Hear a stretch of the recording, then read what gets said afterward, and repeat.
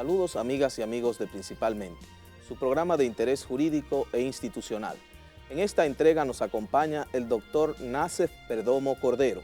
Con él hablaremos de temas de su especialidad, el derecho constitucional. Acompáñenos.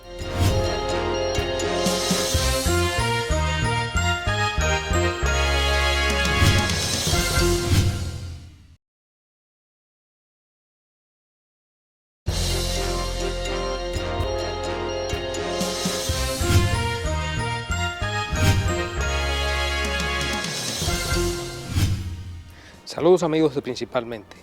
Tal y como lo había anunciado el doctor Ramón Núñez, hoy contamos con la presencia del distinguido jurista dominicano Nacef Perdomo. El licenciado Nacef Perdomo tiene una formación fundamental en derecho público y sobre esa rama del derecho público se ha especializado en una en particular, en derecho constitucional, maestría fuera del país. Y además, gran parte de su ejercicio lo ha dedicado al ejercicio de esta rama del derecho constitucional y otras ramas importantes del derecho público, como el derecho penal, el derecho administrativo. Aparte de ese ejercicio, tiene varios ensayos sobre diferentes aspectos de derecho actual y además tiene una dilatada trayectoria académica, profesor de diferentes universidades, así como también de la Escuela Nacional del Ministerio Público. Con el licenciado Nacef Perdomo vamos a abordar temas de interesantísima actualidad para todos los amigos televidentes de Principalmente, compuesto por un público muy diverso, abogados, estudiantes de derecho, pero también la ciudadanía en sentido general. Yo siempre digo que en cada dominicano hay un político, pero también subyace un abogado. Por eso la gran proliferación de escuelas de derecho en toda República Dominicana. Ya los ingenieros, los agrónomos, los médicos, los veterinarios tienen como segunda opción también hacerse abogado, hacerse doctor o licenciado en Derecho.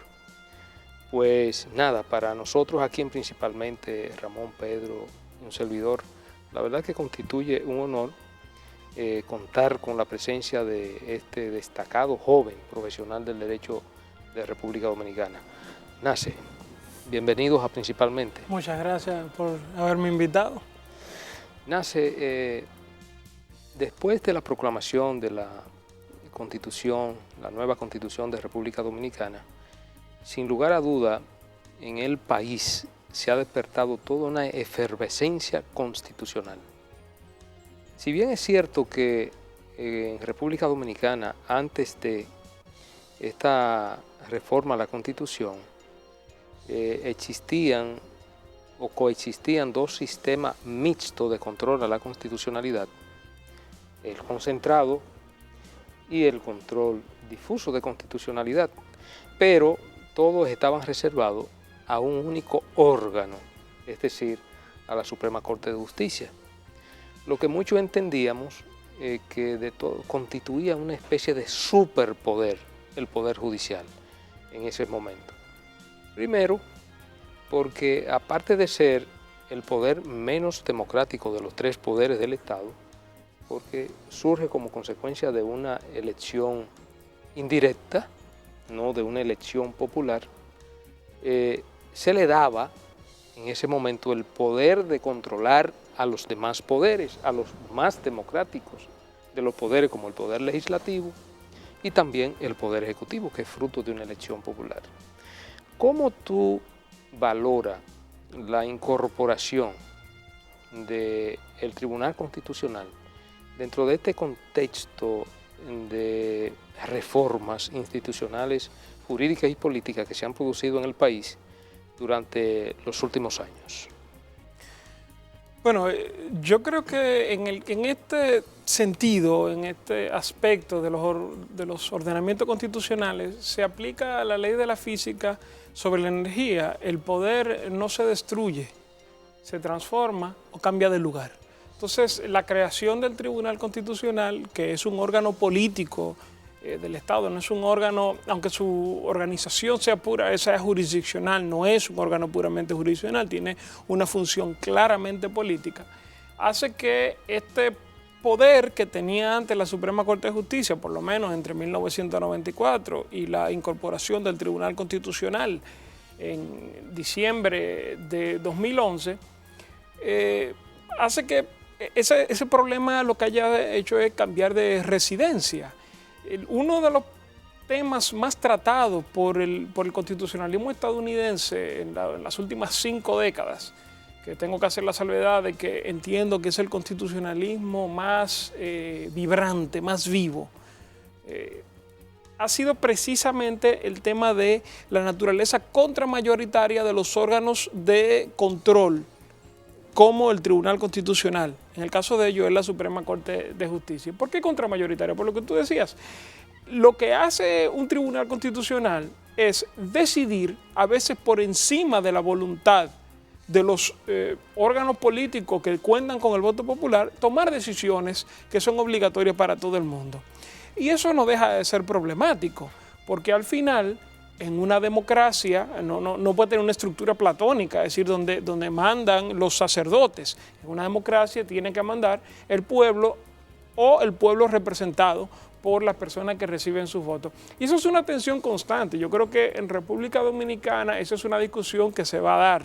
Hasta dónde llega el poder del Tribunal Constitucional, hasta dónde se impone la voluntad política manifestada por aquellos que cuentan con el mandato popular de representación.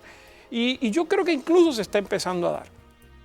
Uno de los temas que, aunque no se ha manifestado tan abiertamente como todos los demás, pero uno de los temas que ha servido de trasfondo de toda la discusión en el último año sobre la famosa sentencia 168 del Tribunal Constitucional es hasta dónde el Tribunal Constitucional puede tomar este tipo de decisiones. Al margen de que, y esto es un paréntesis, pero tengo que decirlo, yo creo que el poder político dominicano durante 9 décadas no haya resuelto un problema y después haya permitido que le cayera una institución nueva en formación como es el Tribunal Constitucional, es una grave falta del poder político.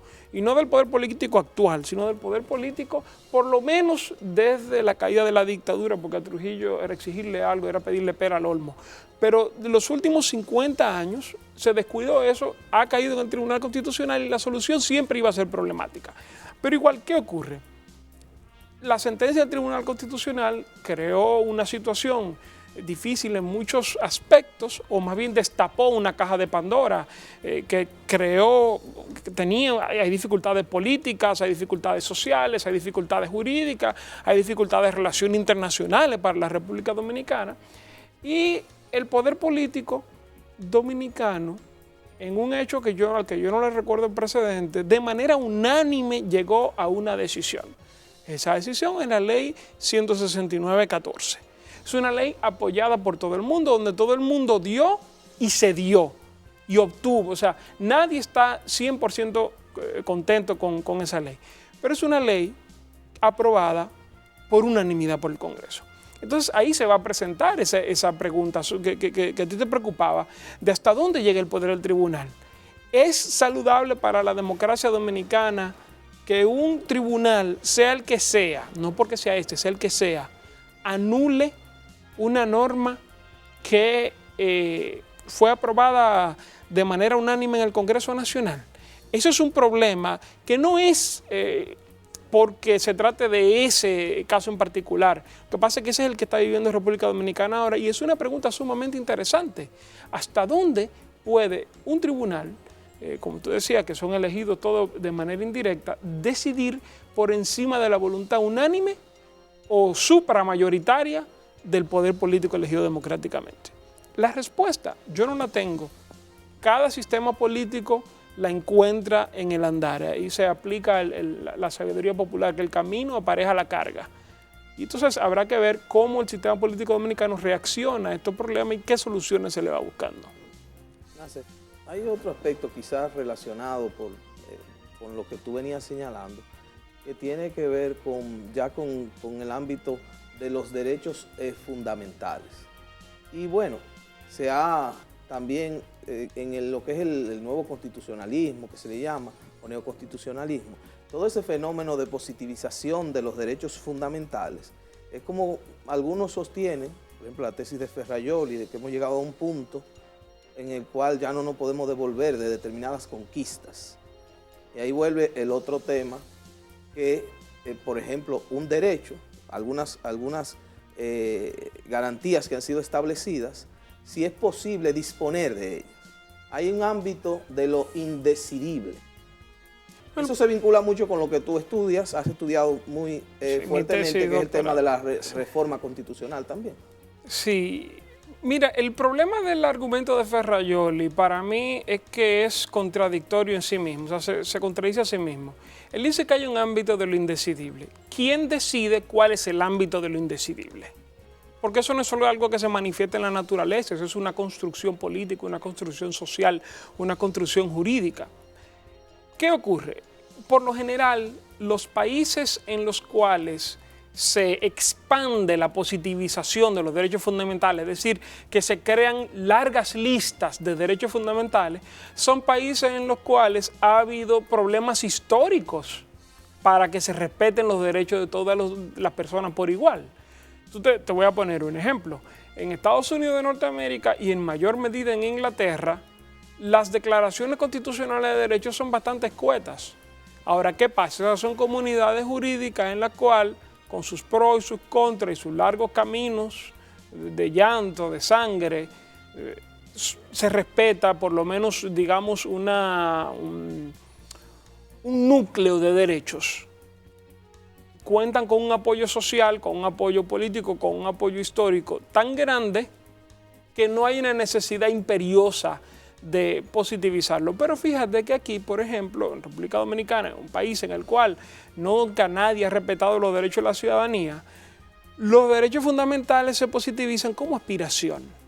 Es decir, nosotros lo positivizamos para llegar ahí, lo ponemos en la Constitución para llegar ahí. No es que nosotros hemos logrado esto y ya de aquí no podemos bajar, sino de que estas son nuestras aspiraciones. Y eso responde a la realidad social e histórica de República Dominicana. Yo siempre digo, parafraseando a Conrad Hess, que el derecho constitucional es siempre local, porque el derecho constitucional responde a las aspiraciones, las necesidades y la voluntad expresa de una comunidad política en particular. Entonces, tú no puedes, por ejemplo, que es algo que ocurre mucho, sobre todo cuando nos visitan colegas españoles, tratar de pasar el constitucionalismo dominicano a través del filtro de otro constitucionalismo o de otra constitución. Cada constitución, cada ordenamiento constitucional, cada constitucionalismo tiene unas reglas particulares a través de las cuales tiene que ser interpretado y tiene que ser entendido. Eso no quiere decir que en otro régimen constitucional no se hayan aprendido lecciones que puedan ser útiles para la República Dominicana. Claro que sí, absolutamente, todo el tiempo, en todas las cosas. O que no haya necesidad de acudir al régimen internacional de derechos humanos. Claro que sí, la misma Constitución lo dice además. Ahora bien, ¿qué es lo que pasa? No podemos comparar o pretender entender la razón por la cual en República Dominicana tenemos una lista tan larga de derechos fundamentales, presentándonos el argumento o viéndolo desde el enfoque de que en otros países esa lista de derechos fundamentales es más reducida, porque es que obedece a realidades distintas y por eso en una es más larga y por eso en otra es más corta. El tema de los derechos fundamentales, digamos, de primera generación, todo este tema de los derechos individuales, tales como el derecho a la libertad, el derecho, digamos, a la integridad personal, el derecho a las reglas mínimas del debido proceso. Si partiésemos de esa discusión de Ferrajoli, estaríamos en posición de decir que el constituyente podría mañana decidir, mire, vea, de aquí en adelante yo autorizo la tortura como método de investigación criminal. Y eso sería lícito desde el Vamos a punto de ver. vista constitucional. Vamos a Y ver. pongo en contexto todo el tema de los juicios de Nuremberg, por ejemplo, en donde estas personas, digamos, los enjuiciados, cometieron hechos que estaban lícitamente establecidos y sin embargo tuvieron que pagar por unos crímenes, incluso a contrapelo de reglas básicas de derecho penal, como el principio de legalidad, etcétera. Mira, vamos a empezar por el final. Yo creo que sí, los juicios de Nuremberg tuvieron un problema fundamental en su justificación jurídica, y es que se sancionó a personas por hechos cometidos antes de que existiera la sanción. Y además de que solamente se sancionó al bando perdedor.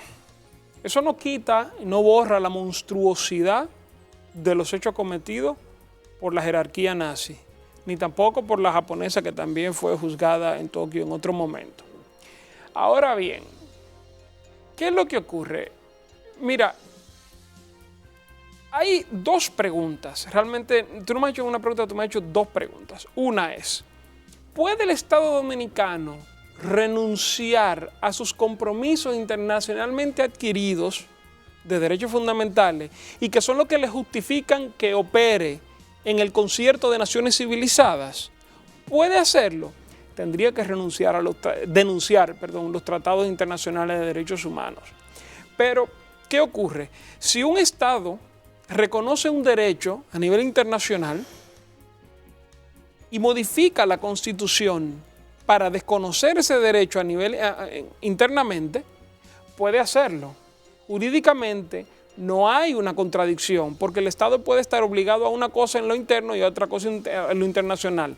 Lo que ocurre es que su obligación a nivel internacional persiste y subsiste, no desaparece por la modificación de la Constitución. Entonces ahí tú vas a tener un Estado que va a estar obligado a lo interno a una cosa y obligado a lo internacional a otra cosa. Bien, entonces esa es una situación que se resuelve por dos vías. O tú denuncias los tratados o tú reformas la Constitución. Ahora bien, tú también me planteas la idea de que si al denunciar derechos nosotros estaríamos, o renunciar a derechos, nosotros estaríamos de alguna manera involucionando, porque ese es el argumento de Ferrayol y los que creen que los derechos fundamentales nunca pueden ser modificados. Bueno, la verdad es que la pregunta correcta es, ¿qué nosotros preferiríamos? Si que se siga aplicando la pena de muerte en forma sumaria, como se hace en República Dominicana, o que se establezca un sistema jurídico para la aplicación de la pena de muerte. Yo soy contrario a la pena de muerte absolutamente y en todos los casos, pero para que se esté aplicando en forma sumaria, yo preferiría que existiera un medio jurídico por lo menos de controlar ese fenómeno. Bien, ¿a qué apunta esto?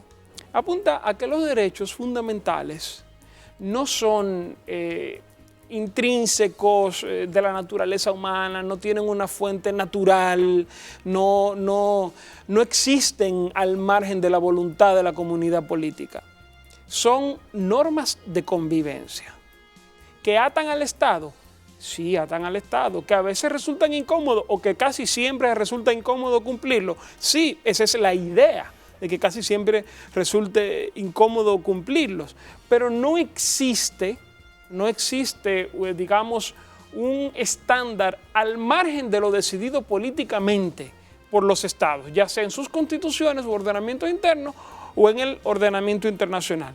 Habiéndote dicho eso, te digo lo otro. En lo que a mí respecta, particularmente a mí atañe, yo entiendo que mientras más se amplíen los derechos fundamentales, mejor, y yo creo que aunque los derechos fundamentales pudieran ser modificados, aquellos a los que el Estado ya se ha comprometido y que de ellos resultan derechos adquiridos, no pueden renunciarse, no pueden afectarse, porque entonces estamos hablando de un estado, digamos, de anarquía jurídica que haría insostenible la vida en sociedad, porque tú lo que tienes que tener en una sociedad, o las normas de convivencia en una sociedad, tienen que brindarle a las interacciones sociales predictibilidad.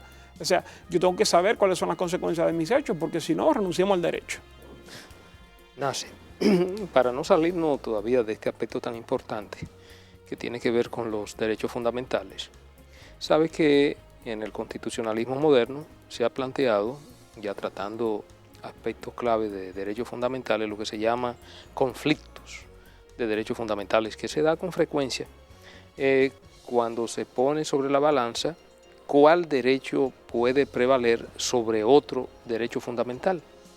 Uno de los casos que más entran en conflicto son los que tienen que ver, por ejemplo, con el derecho a la libertad de expresión y difusión de pensamiento en una sociedad democrática, en un Estado social democrático de derecho, pero también cuando se pone en el balance tu derecho a la intimidad, tu derecho al buen nombre, la honra y tu derecho al honor, que son derechos inminentes del ser humano. Sabemos, por ejemplo, en el caso de República Dominicana, que tenemos una ley, la ley 6132, sobre libertad de expresión y difusión del pensamiento. En República Dominicana yo creo que es uno de los países del mundo con mayor cantidad de medios de comunicación. Y eso es bueno. Emisora, televisora, pero también medios digitales y medios escritos. Pero aparte de eso, en los últimos años se viene a añadir lo que son las redes sociales, el Twitter, el Facebook, el Instagram y otros medios de redes sociales. Generalmente se cometen y se atenta en los diferentes medios contra el buen nombre de personas, difamándolo, injuriándolo, y yo diría, y así se observa mayoritariamente, que hay una gran impunidad en lo que tiene que ver con la persecución de este tipo de acción delictual, vamos a llamar. ¿Cómo enfrentar, desde qué perspectiva pudiéramos hacer frente a esta situación sin que en modo alguno se menoscabe la libertad de expresión y difusión del pensamiento, pero tampoco que los atentados, por ejemplo, contra tu honor, contra tu buen nombre, contra tu dignidad, no resulten, vamos a decir, resarcidos frente a una acción judicial? Ya, mire, a ver, yo creo que lo primero que tenemos que ver es que el derecho a la intimidad y el derecho al honor son dos derechos distintos. Pienso que aunque pueden tener vasos comunicantes, tu derecho a que se respete tu vida privada, que no se divulgue tu vida privada, es distinto a tu derecho a que no te digan improperio por cualquier medio. Porque las razones por las cuales yo puedo ser insultado, por poner un ejemplo, muchas veces no obedecen a mi vida privada, sino a mis posiciones públicas, ¿verdad? ¿Qué es lo que ocurre, sin embargo? Yo creo que, si bien eso es cierto, y yo creo que es un defecto grave del debate en República Dominicana, donde no solemos intercambiar argumentos, sino lanzarnos insultos, y eso no nos lleva a ningún lugar. A la vez, entiendo que la exposición a esa situación es el precio de la notoriedad. Y que en una sociedad democrática eso es ineludible.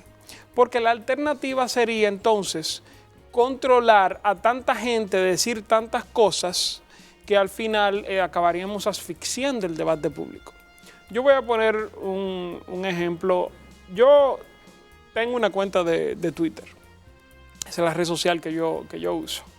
Tengo unos menos de 10.000 seguidores.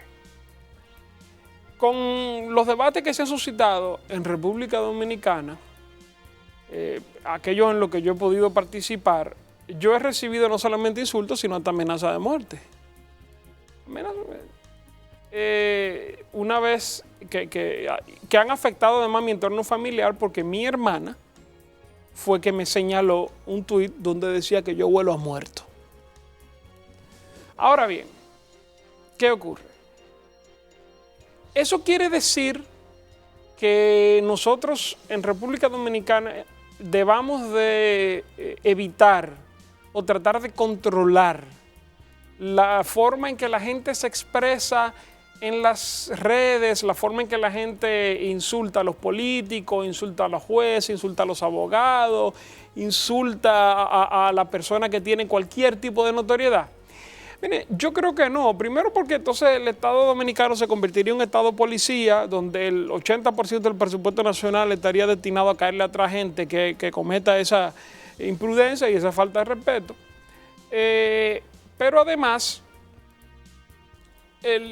la consecuencia que eso tendría para el debate público serían peores que la enfermedad. Es decir, el remedio sería peor que la enfermedad. ¿Por qué? Porque la amenaza de yo poder ser perseguido penalmente me impediría decir muchas cosas que pudieran ser sueltas y pudieran ser útiles en el debate público. Hay un caso famoso de la Corte Europea de Derechos Humanos, el caso Lingens contra Austria, en el cual, si no recuerdo mal, era un presidente de Austria, un periodista le había dicho nazi, que en Austria es un insulto gravísimo, es una afrenta muy fuerte por la historia de ese país. Resulta que el periodista había dicho eso porque el señor había servido durante poco tiempo en las juventudes hitlerianas, que era algo a lo que te combinaba Alemania en guerra. O sea, básicamente no era una opción. Y ese periodista fue finalmente condenado por los tribunales austríacos, por la Corte Europea de Derechos Humanos. Dijo algo que a mí me hace mucho sentido. Dijo, bueno, lo que pasa es que eso a lo que se está refiriendo, aunque el periodista lo haya dicho en una forma que pudiera ser un insulto para una persona privada, para esta persona, aunque sea un insulto, no puede ser perseguido porque era un tema de interés público. De la misma forma, el caso Vaina Ricardo contra Costa Rica, creo, Herrera Ulloa, perdón, contra Costa Rica de la Corte Interamericana de Derechos Humanos, dijo la Corte ahí que no se puede perseguir a una persona en esas condiciones, porque las personas que intervienen en el debate público y además las personas que tienen responsabilidades públicas o con impacto público están expuestas a ese tipo de críticas, aún sean destempladas. Yo lo que pienso es que nosotros como sociedad, y a pesar de las diferencias que hay, tenemos que aprender a que esa no es la manera más sana de debatir. Porque echándole el sistema penal arriba, ese problema no lo vamos a solucionar. Al contrario, podemos crear una respuesta, una reacción tan grande y tan masiva que entonces volvamos a una situación, se detengan las persecuciones y volvamos a una situación peor todavía que la que se estaba procurando evitar. Yo creo que aquí tenemos que aprender los dominicanos a poder debatir sin insultos, sin afrentas, porque la única manera en que una democracia logra salir de sus dificultades es en la mesa del diálogo, y lo demostró, por ejemplo, con esta situación de la sentencia 168. Entonces tienen que poder sentar en la mesa del diálogo con gente que representa visiones de la vida que a ti te repugnan o intereses que a ti te repugnan, pero poder hablar, poder intercambiar, porque solamente así se va a lograr una solución. Yo sé que desde todos los campos y de todas las posiciones y visiones políticas y visiones sociales, el insulto es una herramienta muy frecuente, y eso es parte de la cultura dominicana y ninguno de nosotros está ajeno a eso. A mí particularmente me ha costado mucho aprender que eso no debe ser así, pero eso no tiene una solución jurídica, eso tiene una solución social. Nace, vamos a aprovechar para hacer una breve pausa y en el próximo segmento seguiremos abordando este y otro tema de sumo interés.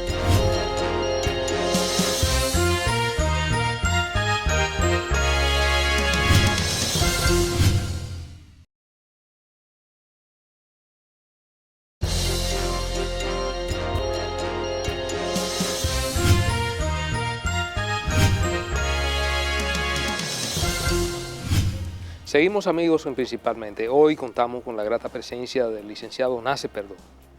Nace, bueno, la verdad es que en el segmento anterior hablábamos de un tema que es muy polémico y que hay visiones encontradas. Por ejemplo, yo sé que Pedro, Ramón, son del criterio, y yo lo comparto en cierta medida, contrario al criterio de la despenalización de los delitos de opinión pública, vamos a decir, los delitos contra el honor y contra la honra de la persona.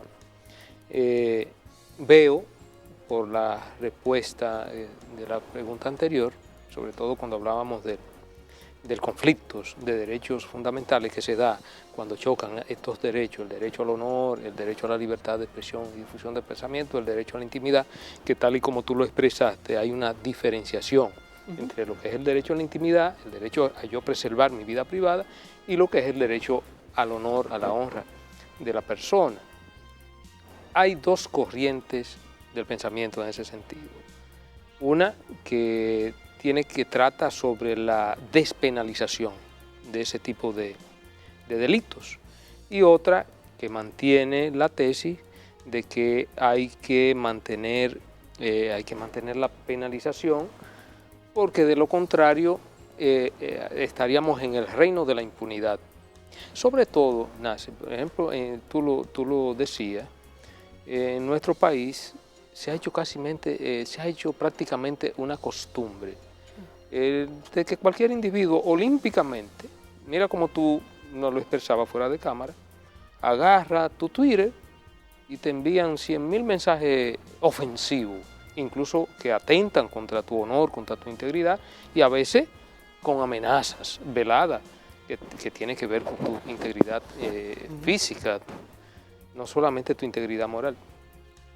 Eso obviamente hay que regularlo, eso es particularmente lo que nosotros entendemos en el caso mío. No puede haber una liberalización de tal naturaleza en que el interés legítimamente protegido de la persona como persona privada que quiera accionar no tenga una posibilidad mínima de recurrir a los mecanismos institucionales para poner freno a esa situación. Es que hay que ver cuál es la utilidad que se persigue. Yo no creo que existe un derecho a no ser ofendido. Ojo. Incluso el derecho al honor no implica el derecho a que no se te ofenda, porque yo puedo ofender a otra persona diciéndole algo que no atenta contra su honor de una manera objetiva. Pienso que la persona se lo encuentra ofensivo. ¿Qué ocurre? Yo insisto en que eso va a resultar más cara la sal que el chivo. ¿Por qué? Porque el nivel de persecución que tendría que haber para lograr sancionar a las personas que se pasan sería absolutamente, sería extraordinario. Nos convertiríamos en un estado policía. Y eso no puede ser así. Entonces, yo, en ese caso en particular, yo lo bloqueo, le doy a mute, o sea, para no recibirlo. Y me queda claro que es muy desagradable. Yo sé que es muy desagradable, pero el problema no se soluciona con sanciones penales. Yo creo que el problema se soluciona con que las personas que están en una posición de influir en el debate público hagan de una manera expresa el esfuerzo por no caer en esa lógica. Y además, porque nosotros nos demos cuenta de que si no superamos esa etapa infantil del insulto, nunca vamos a podernos poner de acuerdo en los temas esenciales para República Dominicana. Miren, en Estados Unidos de Norteamérica, por ejemplo, al presidente Obama le dicen de todo. Cosas que incluso nosotros con este nivel de debate tan bajo que tenemos nos sonrojarían. Y nadie se mete con eso. El servicio secreto interviene cuando hay una amenaza creíble al presidente. Pero si no, no se mete con eso porque sería absolutamente imposible. Y el precio social a pagar sería más alto que el daño que se evita. Yo en todo caso diría que ese tipo de delitos se dejan en contravención solamente con responsabilidad civil. Yo sé que esto suena anatema para muchos penalistas, pero la razón es que yo entiendo que el proceso civil es tan problemático, tarda tanto, que eso puede resultar en sí mismo una sanción. Como el proceso penal es más expedito, yo tal vez una sanción puramente de responsabilidad civil y reconocimiento de una responsabilidad penal, aunque no implique una sanción de prisión de ningún tipo. Nássef, siguiendo en el ámbito de los derechos fundamentales, tú eres un autoproclamado positivista. Cuando tú dices el hecho de eso, los derechos no son naturales, no son inmanentes. Entonces hay un tema que ha estado en el debate a propósito de el estado de la cuestión en el mundo, el tema del matrimonio entre las personas de un mismo sexo. Con una redacción tan fresca, digamos que la tinta de la Constitución de 2010 está todavía muy fresca, y en el artículo creo que 55, la concepción de matrimonio, a propósito de los derechos de la familia, que habla un hombre y una mujer. ¿Qué espacio hay? Eso no es lo que dice la Constitución. ¿Qué dice? ¿Qué tú lees en la Constitución? Primero que la Constitución, uno de los problemas de la cultura jurídica dominicana es que los abogados todavía están acostumbrados a la visión civilista del derecho, o sea, la del Código Civil. Y como el Código Civil se lee por retazos, y hay partes que tú puedes incluso anular por medio de un contrato, por convención entre las partes, entienden que la Constitución se entiende de la misma forma. La Constitución no. Cada vez que tú haces una interpretación constitucional, tú tienes que aplicar la Constitución completa. No vale decir, bueno, es que este artículo dice lo que me conviene y ignoro el que no me conviene. Entonces, el artículo 74 de la Constitución dice clarísimamente que todas las cuestiones que tienen que ver con derechos fundamentales se tienen que interpretar de manera que amplíe el derecho y no que lo limite. ¿Qué ocurre? El artículo 55 de la Constitución de la República dice en su párrafo capital que la familia se conforma por la unión voluntaria entre un hombre y una mujer, dice otras cosas y luego dice, o la voluntad responsable de conformarla. Fíjate que eso es no dice y, dice o. Eso quiere decir que la Constitución reconoce una realidad palpable y es que hay muchos modelos de familia. Pretender decir que donde no hay un hombre y una mujer no hay una familia es desconocer que en este país una gran parte de la población se ha educado o con madres solteras, o con tíos, o con abuelos, o con padrinos. Esas son familias también. No solamente donde hay un hombre y una mujer. Lo que ocurre es que el artículo 55.3 dice que el Estado promoverá y protegerá la institución del matrimonio entendida sobre la base del matrimonio entre un hombre y una mujer. Dice promoverá y proteger. Es una definición positiva o una afirmación positiva. Yo promuevo y protejo esto. No se puede decir que por vía de consecuencia yo prohíbo lo otro. ¿Me explico? Claramente el Estado Dominicano hace una profesión de preferencia por el matrimonio entre un hombre y una mujer, pero eso no implica la prohibición del otro. Afirmar eso sería una falacia argumentativa. Es decir, si yo prefiero una cosa, eso quiere decir que lo otro está prohibido. No es así. Sobre todo si nos remitimos nuevamente al artículo 74 de la Constitución que ya mencioné. ¿Y qué ocurre? El artículo 55.1 dice que todo el mundo tiene derecho a conformar una familia. Todo el mundo incluye las parejas homosexuales. Es decir, que de lo que se trata es de que aunque el legislador dominicano, códigos antiquísimos, no reconoce la unión de dos hombres o dos mujeres, la unión matrimonial entre dos hombres y dos mujeres, la Constitución permite esa posibilidad, porque no lo prohíbe en ningún lugar. Y contrario a lo que ocurre para el Estado, como está en el artículo 4 de la Constitución, el artículo 40.15 de la Constitución tiene como consecuencia que para el ciudadano lo que no está prohibido está permitido.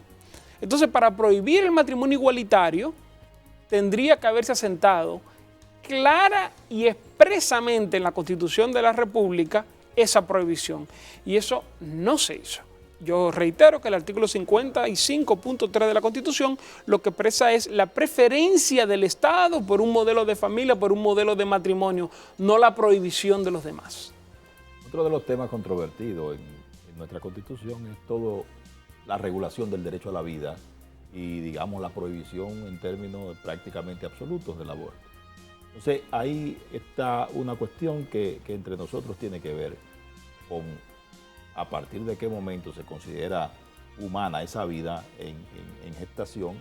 Por otro lado, el derecho que puede tener la madre a, digamos, a autodeterminar la manera en que habrá de resolver su propia vida y los conflictos que pudieran producirse en la práctica sobre este tema. Entonces, queríamos saber cuál es tu consideración en relación a este tema del aborto en la Constitución y, por otro lado, al mismo tiempo, si la protección que debe darse a este tema debe ser una protección de tipo penal o de otra índole, dado que, al mismo tiempo, la legislación penal también ha instituido desde tiempos inmemoriales el aborto como un crimen. El tema de la interrupción del embarazo es una muestra clarísima del fracaso del derecho penal como instrumento de ingeniería social. No funciona. Prohibir o sancionar la interrupción del embarazo, la única consecuencia que tiene es que las mujeres que van a interrumpir embarazo lo hacen clandestinamente con todo el riesgo que eso implica. Eso es lo primero. Lo segundo es que incluso en este caso la Constitución tampoco es radicalmente cerrada. Aunque luego lo desmintieron, yo tengo fotocopias de artículos de periódicos donde los entonces asambleístas Pelegrín Castillo y José Ricardo Taveras decían que el texto que está en la Constitución era aceptable porque permitía que en caso de peligro para la mujer se interrumpiera el embarazo por el estado de necesidad. Luego se han desmentido, eso es asunto de ellos, pero esos escritos están. ¿Qué ocurre? Uno de los fundamentos del concepto occidental de moralidad es el imperativo categórico kantiano. Es decir, nadie puede ser reducido a vehículo de las necesidades de otra persona. Todo el mundo es un fin y un bien en sí mismo.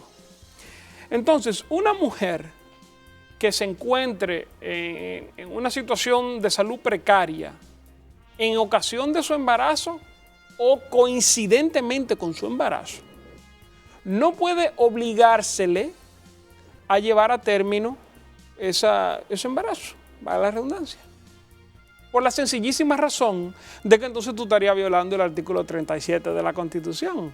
Tú estarías poniendo en riesgo su vida sobre la base de una convicción moral de terceros. Si ella decide llevar a término ese embarazo y asumir su riesgo, ella tiene derecho a hacerlo, nadie puede obligarla a interrumpirlo. Ahora, si ella no quiere asumir ese riesgo, si mantener ese embarazo va a dilatar peligrosamente un tratamiento que ella necesita hacerse, si tiene preeclampsia y la situación es muy seria, entonces tú no puedes obligarla bajo ningún concepto a que ella ponga en riesgo su vida para llevar a término un embarazo. No es posible. Y la misma Constitución lo prohíbe. Sobre la interrupción voluntaria del embarazo, y eso es otra discusión, y eso es un tema que tampoco se va a resolver jurídicamente. A veces nosotros nos olvidamos de que la realidad social existe al margen de los textos legales y de los textos jurídicos, y que realmente, en vez de esa realidad social responder a la voluntad expresada en lo jurídico, debería ser al revés. Es decir, el derecho debería servir como herramienta para procurar la solución de problemas sociales concretos que están dados, que se producen y que no podemos borrar de golpe y porrazo por una norma jurídica. Vamos a aprovechar para hacer una breve pausa y en el próximo segmento vamos a continuar con este y otros temas de sumo interés para los amigos televidentes.